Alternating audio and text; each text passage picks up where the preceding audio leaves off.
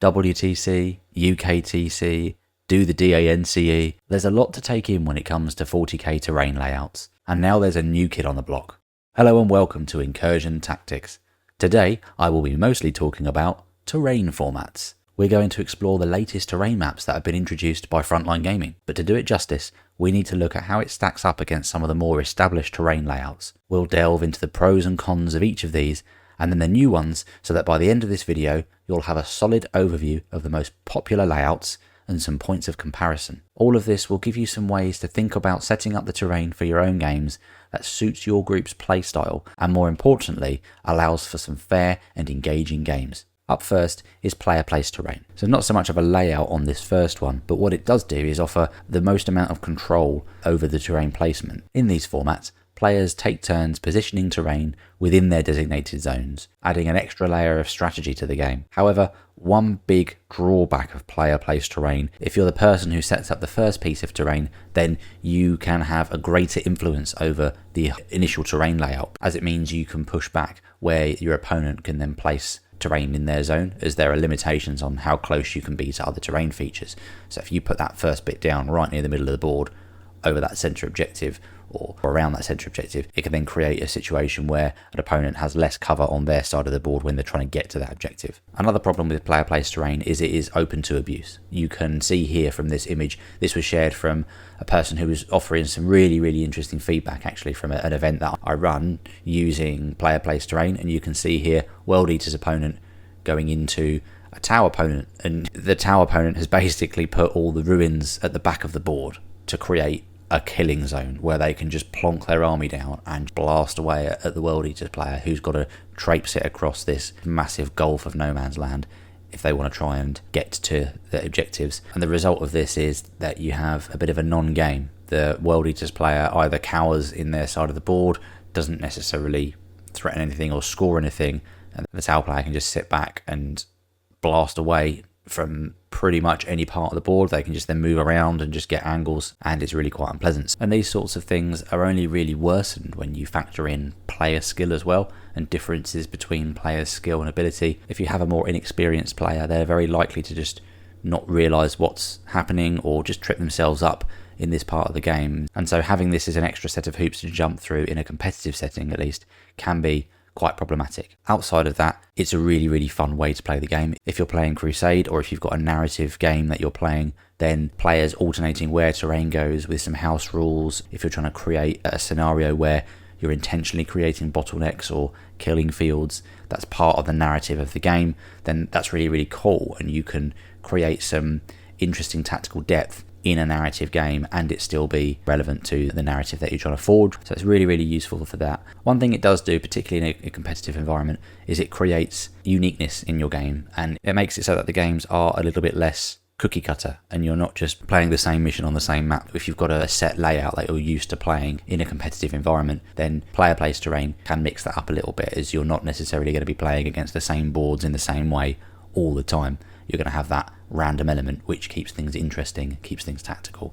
And as for a more structured approach to terrain, we've got Games Workshop's terrain layouts. They've really improved their approach to this in the Leviathan, the match play document, with 4 different layouts. Each one's carefully thought about. You've got a very clear definition of what the bases are, how high the walls are, where the wall should be positioned, making it uniform on both sides, and also very clear in how you're setting up, not just lumping any ruin down there and calling it a day. Clarifying how far away the terrain should be from each other. If you're thinking, where do I even start? This is the number one place to lift all of your inspiration from in the beginning, because it covers the whole range of terrain that you could possibly have if you're willing to invest in a bit of plexiglass or just map out with some stones. I've seen on a lot of YouTube channel, or even just some paper in your early games that you cut out to the specifications, make your own bases, get MDF cut. However you're starting out, it's not limiting you on the type of terrain you need to buy. You could get some MDF ones, you could get some of Games Workshop's terrain. It would all work on this. You can really just use whatever you have available to emulate this terrain, which is a real plus point because it's incredibly accessible for new players, but also designed with balance in mind as well for a competitive environment. Should you be thinking about wanting to have competitive games, this will really help with that setup and take a lot of the mental energy away of working out where do I set the board up? How does that work? It's all here laid out for you. They also have a page where they outline the best layouts to use with certain missions, which is really helpful. I've mentioned a few pros already for this terrain, and why at one level I'm quite a big fan of this setup. On a different level, it is also quite lacking. The line of sight isn't quite there for my liking. As soon as you step onto that terrain feature, you are very visible. So you've got some really nice, big, chunky blocks of area terrain, of base, that if you're hiding behind, you're perfectly hidden from. Even if you're actually visible, you can be seen. But as long as you're not on that terrain feature, it blocks line of sight, as explained in this video here. So on the one hand, you've got some good levels of obscurity in the ruins. But on the other hand, it's deceptively open in parts of the board. You can end up with chunks of the board where you can't go to. Your direct path might be through a ruin, but then you'd actually be very exposed, even though you're in a ruin, which is a bit odd. So they're not perfect. There's definitely some improvements that can be made with that. But I think if you're clever about how you build this up, you can create some big, tall line of sight blocking chunks on these boards as well to really increase the amount of line of sight blocking, not just have these little walls that don't really offer a lot in terms of actual cover.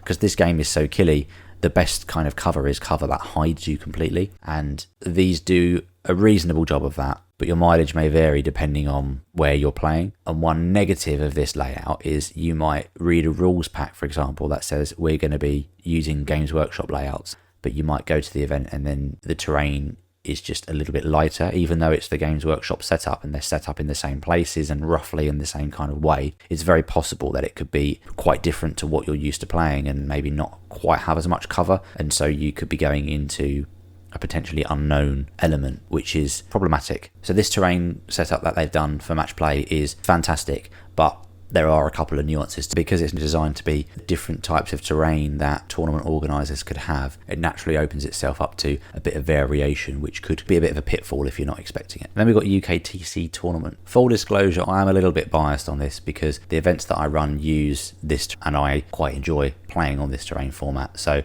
in my humble opinion, this is the best terrain format.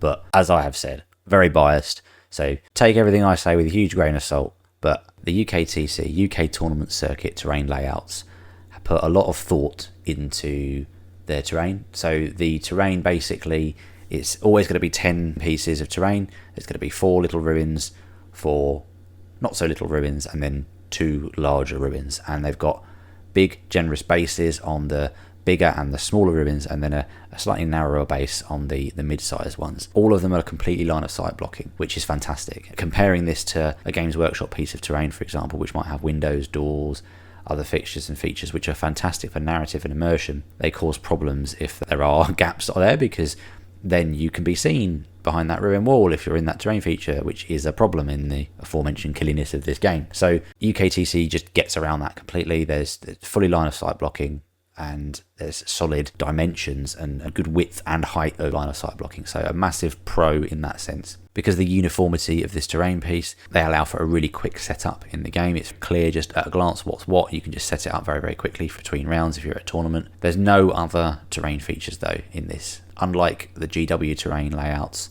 where you can use a smattering of other things to kind of jazz it up. There's just no woods, there's no barricades, there's nothing. It's just ruins, which is quite plain, which is a bit of a negative really. It's also a little bit telling of the poor terrain rules in general, that other terrain features don't really add an awful lot of anything meaningful into the game. Criticisms with UKTC are that on certain boards, particularly the Dawn of War one, if you look at this map here, there's big swaths of the board. I mean, this is a problem of Dawn of War in general, but it illustrates quite nicely the point that there are certain parts of the board that just are killing fields on this terrain, even though you've got the nice big blocks of line of sight blocking and you can hide behind those quite nicely. It's not perfect on various missions, and you have to be very careful how you approach the game, because sometimes you are going to have to go for an objective and you will be exposed. You might be hidden from one angle, but with any degree of maneuverability on your opponent's side, they'll just swing around and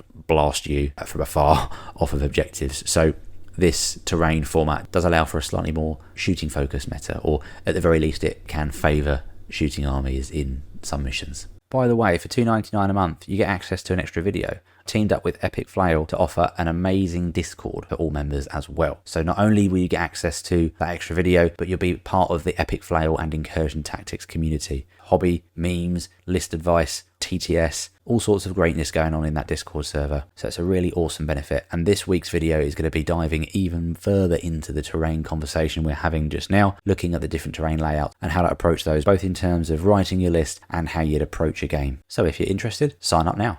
Next up is the WTC terrain layouts, World Team Championships. These layouts are designed for team play, and the result of that is a lot of maps, because you've got heavy boards, light boards, medium boards that are all part of the team dynamic, a team of 8 players, and the people that are paired up first have the choice, depending on who's been thrown under the bus first, gets to choose the table that they go on. And so they might have a more favourable matchup on a lighter board or a heavier board, and they might want to take away one of those options from the other team. So there's a lot of tactics, and that's the reason why there's so many different permutations of the terrain. And what this often means is when you sort of look at this from playing a pickup game, you just kind of think, well, I'm not playing a teams game, so I wouldn't necessarily think to even set the board up like this. And so as a strike against the team's terrain off the bat, it's not something that I think is at the forefront of a lot of players' minds when they're thinking of playing games, unless they're thinking of playing in WTC or they have an affinity for the WTC. I know, for example, there's a local tournament. Pete, as the Brighton Warlords, he likes WTC terrain format. He's enjoyed team play, so he's set up his terrain to be WTC. Off the top of my head, I don't know of any other tournament organisers in the UK that would favour that. I'm sure there are many, and your mileage may vary. It might be that's all you have ever played on, and that's fair enough, but it's not the most accessible of the terrain formats because of the complexity and what it's designed for. It's not to say it's without merit. It, as you can see, has even more line of sight blocking than the UKTC Games Workshop variants. It's probably the most dense board that you'll see in terms of competitive 40k.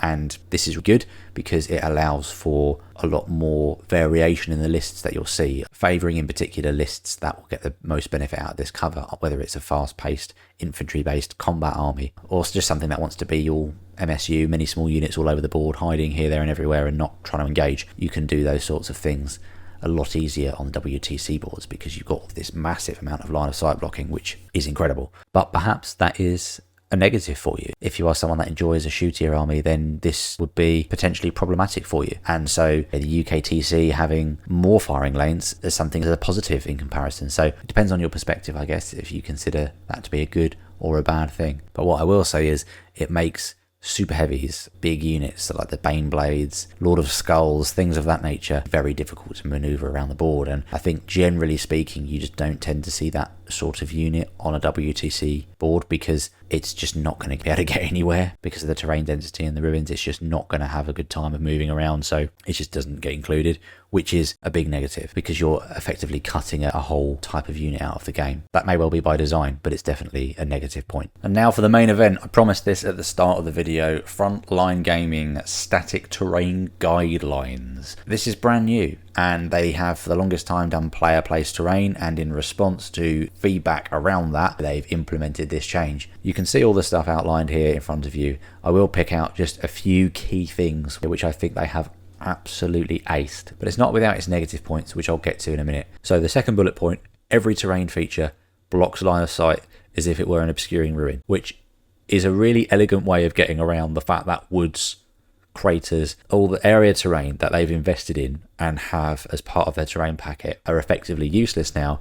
And seeing this, it kind of makes me think, hey, okay, they're going to actually serve a purpose again, which is fantastic. You've got a very defined base, which offers a pillar of no line of sight through that if you're on the other side of it. So that's really cool and a good way of getting around that and actually making these terrain features useful in the game. And then the bullet point under that, bullet point number 3, you've got color-coded things which make it clear on certain elements of the map what is what, which is a massively helpful thing to include in the rules pack. You know, you don't want players guessing or having disagreements about what does what. All very clearly outlined there, which is really, really good. And again, in line with Games Workshop, they're drawing on the distance apart, 4 inches, which is very useful to be able to get some of the bigger vehicles and things through the gaps. As for some of the negatives on this, there's 3 different types of terrain. This is mind-blowing. It's faff. There's 3 different types of terrain it could be, and based on that, you're going to have a certain experience when you're setting up. That's different to the guy on the other table next to you. So that is both a positive and a negative. I can actually see both sides of this being good and bad. The bad is obviously you're not creating a uniform and fair experience across all your tables. That is bad. That is fundamentally something that affects negatively the integrity and balance of the tournament. However, it is kind of nice to have a bit of a random element as well. It mixes up these things, like compare this like UKTC, it's the same set of ruins on the same maps all the time. It can get a bit dry. So this is quite nice to have a little bit of a random element. It's not cookie cutter every time you're playing. So it's a mixed bag, and depending on your perspective is how you're going to weigh that up as to what you think is the best one here. So the differences between Imperial Sanctuary and Urban Corruption are fairly minimal. They look generally similar enough, but where this falls down a little bit is the cast outpost using Games Workshop layout, which seems absolutely mad to me. Now, maybe it's a logistic thing. They've got these terrain sets, so they've got to use them, and so that makes sense. But these events appear all up and down the country, and maybe on some of them it's only going to be cast outposts you'll have, or Imperial Sanctuaries, and so that's fine. It doesn't matter because it's all the same. But to have a slight bit of the differentiation, but it's generally the same between Imperial and Urban, it's like, yeah, fine. But to then have that third element, which is very, very different, you could have any three of those different types of board in a tournament, seems absolutely wild to me. Now, arguably, that's always been the problem with these tournaments, if they've got all this variety of terrain, and I appreciate logistically there are challenges if you've amassed certain amounts and then you're just sitting on that. What are you going to do, throw it all away? No, you're going to incorporate it, and this is what they've done. Fair enough. But that is, in my opinion, a bit of a negative in terms of player experience, because you're going to have that variation. And of course, as I've said, you might not see it as that, because you might be thinking, actually, I quite like the variation. It's cool that there's different things. But what I don't like is the potential mental sort of rigmarole and faff at trying to work out, okay, what board am I on, what's going on. You could do without it. It's similar to why they've dropped the player place terrain in the first place. I think if you're operating on the bigger scale, there's definitely something to be said in terms of upkeep and organisation of just keeping it all the same. They'd definitely make things a lot easier for themselves if they just had only the Imperial Sanctuary set up. But I do accept that there's more to these tournaments than just cookie cuttering the terrain layouts. It's striking a balance. And I have to say, looking at these setups, the pictures and the maps, which is a nice touch comparing like WTC, UKTC, often you'll just see the map. So it's actually really nice to see that you've got the actual map and then also what it would look like from a top-down view once it's set up, which is really useful. They're doing what they can to make it as easy as possible, which is really helpful when you've got that mixture of terrain. And with the area terrain and crates blocking line of sight like a ruin,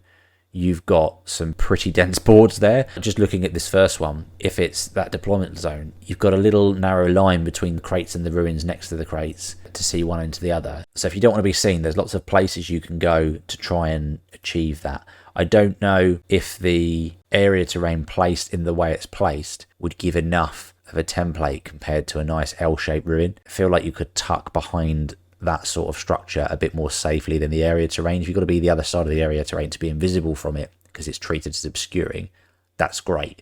But I'd be interested to actually play these out and see if you've got sufficient angles of cover. It looks like from the certain angles you would, and generally speaking this seems pretty decent. Compare this to my favourite one of the UKTC. There's 10 ruins. This has got 12 pieces of terrain, not all ruins, but they all block line of sight. So 12 line of sight blocking pieces of terrain versus only 10. So it's naturally a bit denser, but not going too far into the realms of the WTC style. So this feels like a really interesting, solid middle ground between those two layouts, and I really like it. This is a really interesting take on terrain maps, and I think they're going to have some great success with this because they've been listening to the community and they've thought of it really, again, bringing it back to that area terrain feature and blocking line of sight is really interesting. I like it. I think it's stronger. You've got a nice balance of some farming lines, but enough line of sight to make the map interesting. Links for all of these formats are in the video description. And while you're there, if you're thinking about buying models and you want to support this channel, then please do have a look at the affiliate links in the video description as well. As if you were going to make that purchase anyway, this is a really simple way to support your channel and helps me out a lot, keeps the videos coming. And knowing all of these terrain formats and being familiar with how to approach a game when you're playing on these formats is just one piece of the puzzle. It's really important not to lose sight of how the terrain actually works. A solid understanding of the rules is really helpful, which is why I've made this video that just goes through all of the different terrain features and how they work in the game. So if you know you're somebody with a bit of a knowledge gap in that department, then definitely check this video out. But that's all from me for now. Thank you very much for watching. Keep rolling those dice and stay tuned for more.